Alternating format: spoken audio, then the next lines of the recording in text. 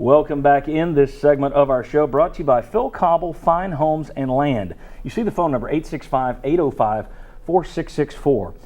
When you're in the market for a home, when you want to be a priority, you need a boutique quality realtor, and that's what you get, that kind of service from Phil Cobble, Fine Homes and Land. Beautiful homes all across East Tennessee, including this Sports Source Showcase home that currently is available in Gettysview. That's a lovely home. You see the MLS number. You can call Phil or check out, you can find them online, Phil Cobble, Fine Homes and Land. Ask them about the Showcase home or any others, and you can get them to come out and take a look at your home as well. If you're in the market to sell, they can give you a free pre-market assessment of what your home might be worth. They can give you an idea. All right.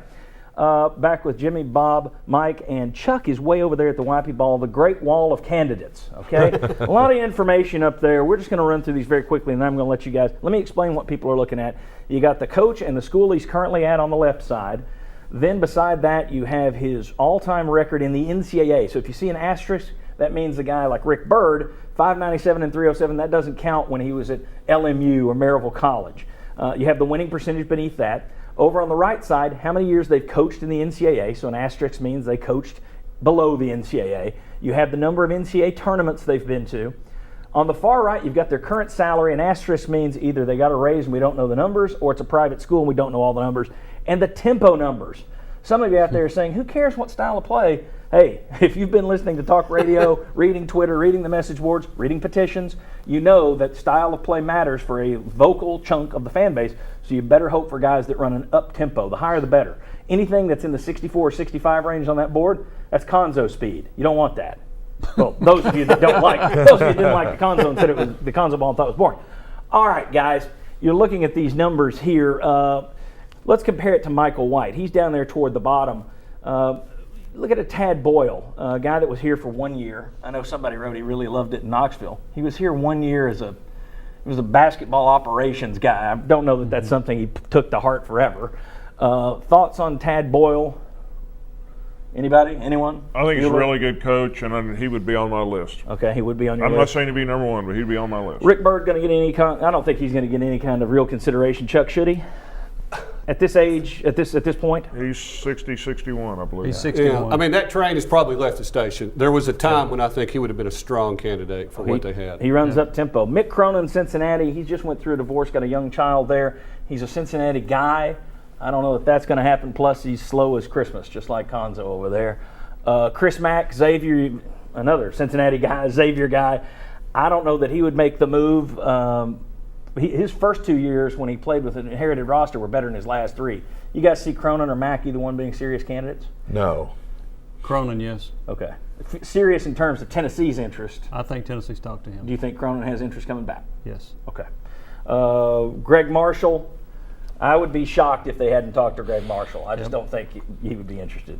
I was told Thursday that he wasn't going to come here, but it was from one source. I didn't feel real strong about that, but I was told that he's not going to come to Tennessee. I wouldn't expect That's the one name on the list that I would throw however much money I could scrape together. Yeah, but look at his tempo, Bob. Tempo slow. He's like Come on, Conzo. Bob. And boy, you talk about a personality. Mike, why didn't he get it the last two times? You dry. I think a couple of people were a little uncomfortable.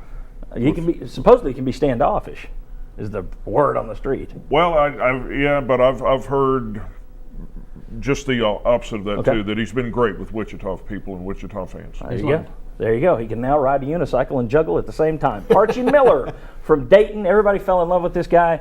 He's never finished higher than 5th in the Atlantic 10. He had one great run, and everybody's in love with him. Nope. I think Michael White's as good as that guy.